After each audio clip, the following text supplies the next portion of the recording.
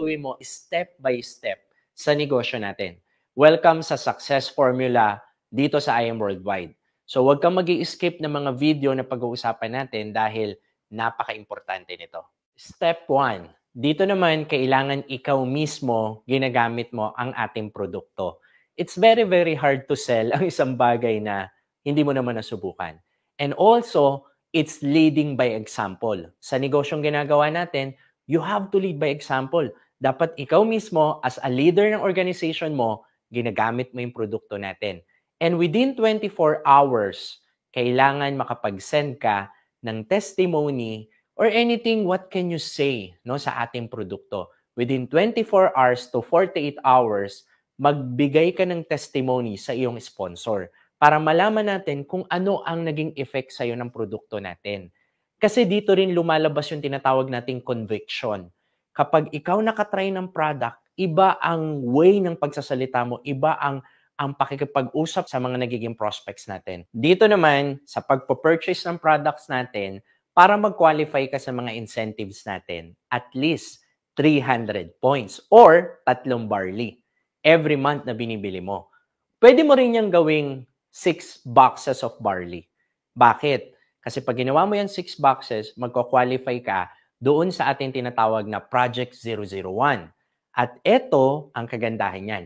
Pag marami kang binibiling products every month, nagagamit mo rin yon as a sample sa mga nagiging customer natin. Kasi the more you give sample, the more na mas nagkakaroon kang maraming customer sa negosyong ginagawa natin. Lagi mong tatandaan, ang IM Worldwide ay product-based company. Sa sobrang ganda ng mga products natin, masarap siyang i-share sa tao at marami rin tayo natutulungan. So again, step 1, napaka-importante gawin natin. Step 2, dito naman pag-usapan natin, kailangan mong mag-build ng list. Di ba kapag meron kang negosyo, for example, restaurant, or kung ano man, minsan may mga kaibigan ka, meron silang gym, di ba they always talk about yung negosyo nila. Ini-expose nila sa mga tao. In other words, hindi sila nahihiya.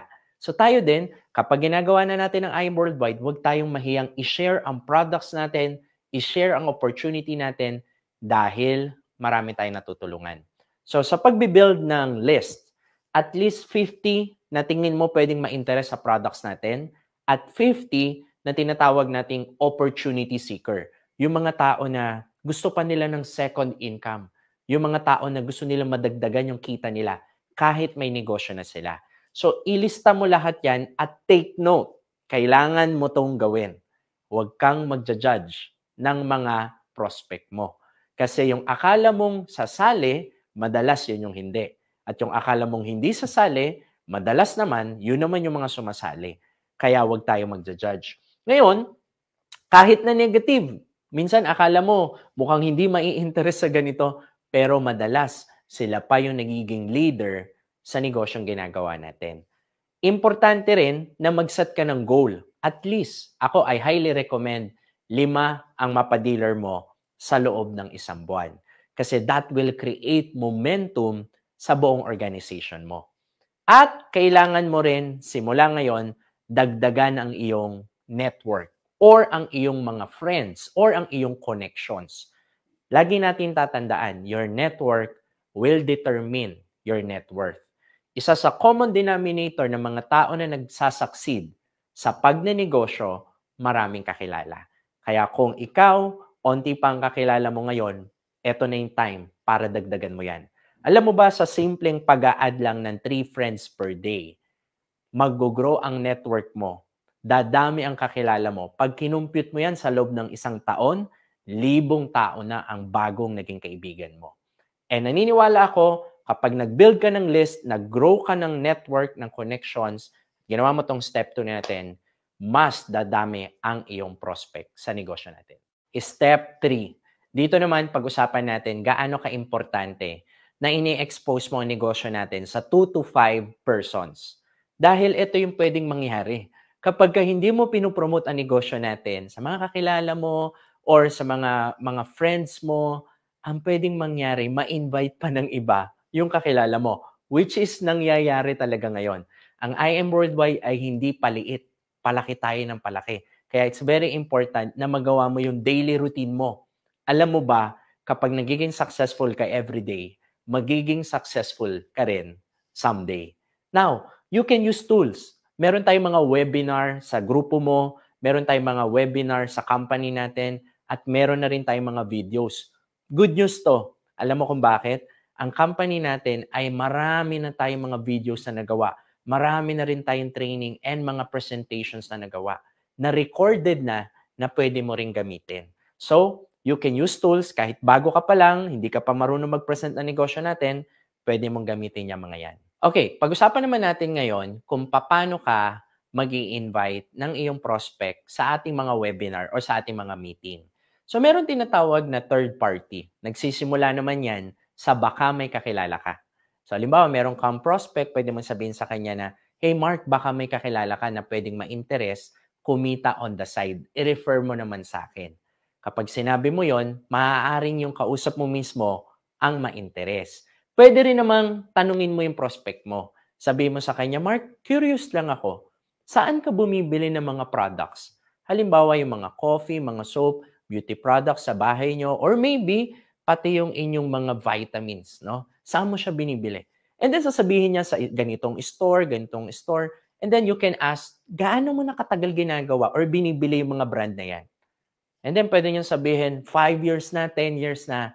And now you can ask this question. Meron akong tanong, Mark. When was the last time na binigyan ka ng income ng mga brand or products na binibili mo?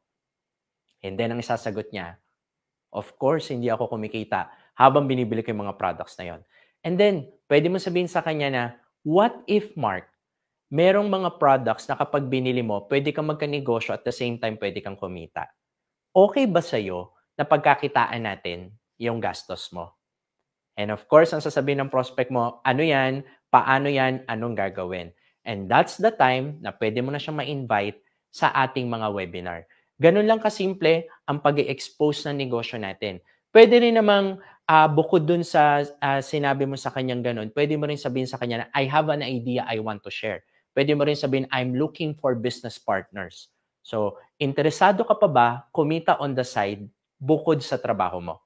So, those are the scripts that we often use sa company natin para mas ma-expose natin yung opportunity natin or yung product natin sa negosyong ginagawa natin. Step 4. Dito naman, you need to commit at least 2 years sa negosyong ginagawa natin. Have you noticed, hindi namin sinasabi na just commit 1 week, just commit 1 month.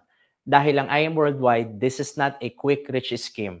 This is a legitimate business na kailangan din talaga natin trabahuhin. Just like any other business, kailangan mo magbigay ng time. And this business is a long term, that's why you need to commit. Minsan kasi may mga dealers tayo na nagsasucceed sila within 6 months, within 1 year, sometimes inaabot ng 2 years. Pero it doesn't matter, mabilis o mabagal kang nagtagumpay sa IM. Ang importante, nagtagumpay ka pa rin. So dahil this is a long-term business, you need to commit a little bit of your time, a little bit of your life sa negosyong ginagawa natin. So, commit at least 2 years. Okay? Let's have that long-term mentality. Next, kailangan mong umattend ng training. Lalo na kung bago ka pa lang, your first 30 days, you need to attend training. We have a lot of webinar na ginagawa sa company natin to really guide you, no, step by step.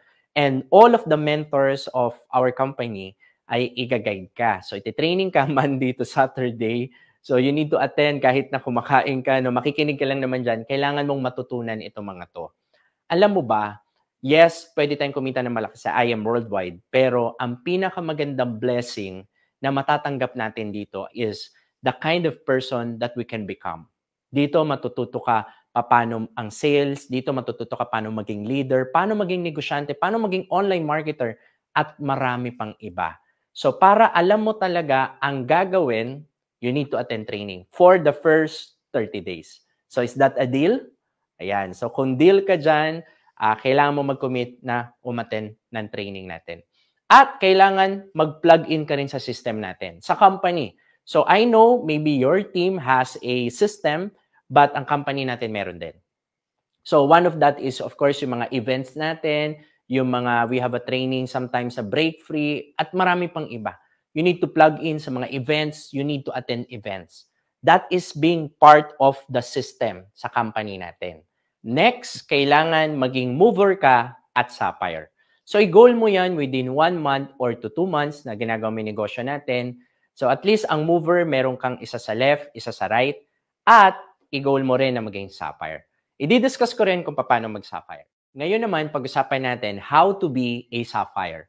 Ito ay napaka-importante kapag tinarget mo to kasi kapag ka na-reach mo ang pagiging sapphire, yung buong mga leaders mo, yung ikaw mismo ang nag-refer or mga na-sponsor mo na leader, sila din gagayahin ka. So, yung impact nun, dumadami ang sapphire, dumadami ang leaders sa buong organization mo. So, paano mag-sapphire? Kailangan executive position ka, which is yan yung gold, di ba? Yung jade, yung platinum, and so on. Ngayon, kung wala ka pa doon, yun, kailangan mo mag-rank up. At kailangan mo ng 4 na executive na direct referral, na ikaw mismo ang nag-refer, ikaw mismo ang nag-sponsor. 2 sa left at 2 din sa right. Pangatlo, kailangan mo naman ng 2 movers. So, ibig sabihin, 2 na leader mo na nasa left at nasa right na nakapag-refer sila ng kani-kanilang 2. So, ibig sabihin nun, meron ka ng isang mover sa left at isang mover sa right. So, yun ang kailangan mo, 2. At 7,000 na RQV. Okay? So, alam mo na ang ibig sabihin ng RQV. Yung 7,000 na yan, kailangan mo ng 7,000 na RQV sa left at 7,000 na RQV sa right. At ito ay 1 month, within 1 month. Okay? So, calendar month yan, of course. At kapag yan, tinamaan mo, magiging sapphire ka na. Ganun lang kasimple ang pagre-reach ng sapphire natin. So, congratulations, natapos mo na ang ating success formula. Napaka-importante, natututo tayo, pero importante din ang ating mga natututunan ay nai-apply natin. Always remember, action without delay and change your life today.